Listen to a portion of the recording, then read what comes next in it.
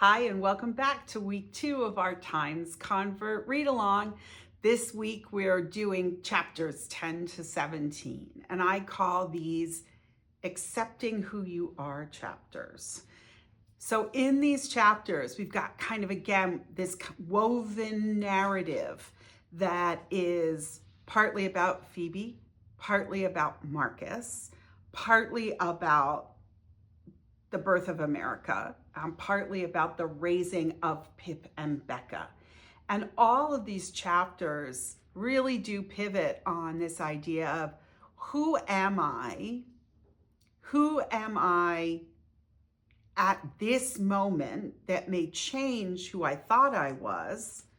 And also about that idea of not just tolerating who you are, but really accepting it and embracing it. This is an idea that we first encountered in Shadow of Night, when Rabbi Lowe tells Matthew and Diana that toleration only goes so far, and it can still mean that you end up in the snow. We don't need to tolerate who people are. We need to accept it so that it's not just that we're putting up with something, it's that we're actually finding ways to embrace it and be empathetic towards it.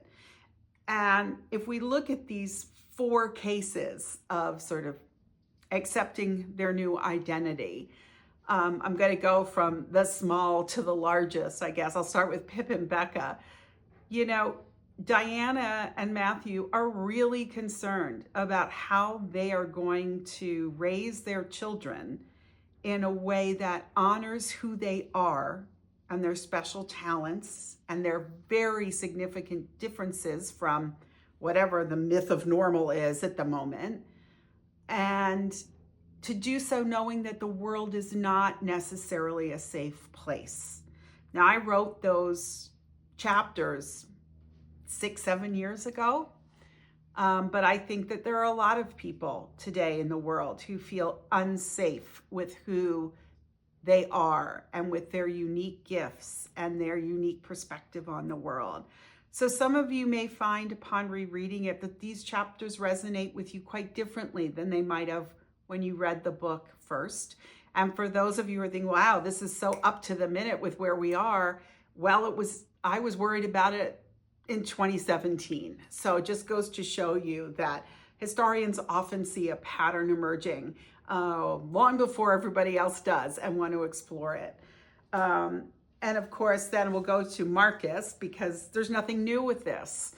There are always insiders and outsiders, people who don't feel that they fit in. For Marcus, in these chapters 10 to 17, he's going from being a rural, kind of hayseed young man from rural Massachusetts to being an Army medic, to meeting Matthew de Clermont, to meeting, the Marquis de Lafayette, and being exposed to people of different faiths and also different beliefs in the Moravian community in Pennsylvania. So Marcus is a little bit of a rebel. He's not just a revolutionary. He's also somebody who kind of says, yeah, all right, I'll become a vampire, without really doing due diligence about that. And then comes smack up against Matthew's lack of parenting skills, but also the very rigid rules of what it is to be a de Clermont and a vampire. For some of us, bending to the rules, I've got a kitty flyby. Hi, baby. Come see me. For some of us, bending to the rules is just not possible. For others of us, it's possible only with rebellion. And I think Marcus is trying to figure out where in the de Clermont world, in the vampire world, he can fit in, given his temperament as a revolutionary and a rebel.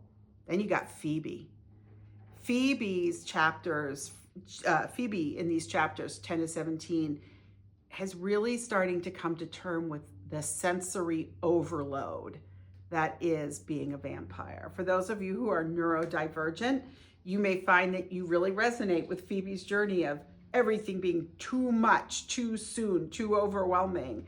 whether it's sights and sounds or whether it is taste. For it is in these chapters that Phoebe first tastes blood and starts to understand what her life is going to be as a vampire, what her identity is going to be, the changes she needs to accept.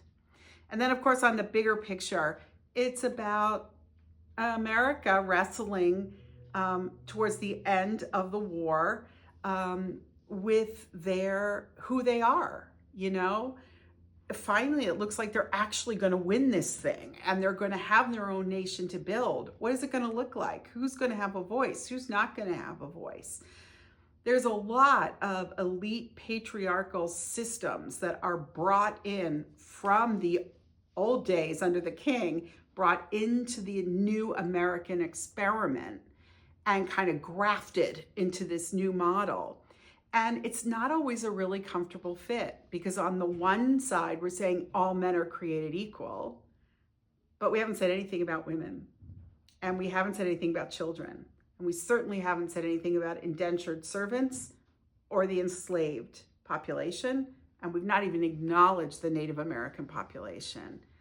So it's almost, I always think of America towards the end of the revolution, which is what you're going to be living through in these chapters, as a pot under full boil with a lid clamped on top. And everybody's trying to keep that lid on so it doesn't explode, so that the experiment doesn't get ruined.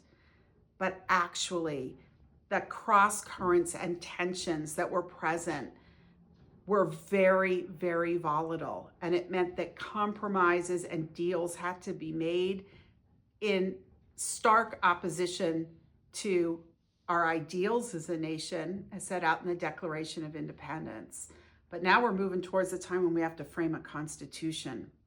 And this is a important chapters because it reminds us that the real hero for Marcus is sadly the person who kind of lost the debates about what we should be as a nation, Thomas Paine.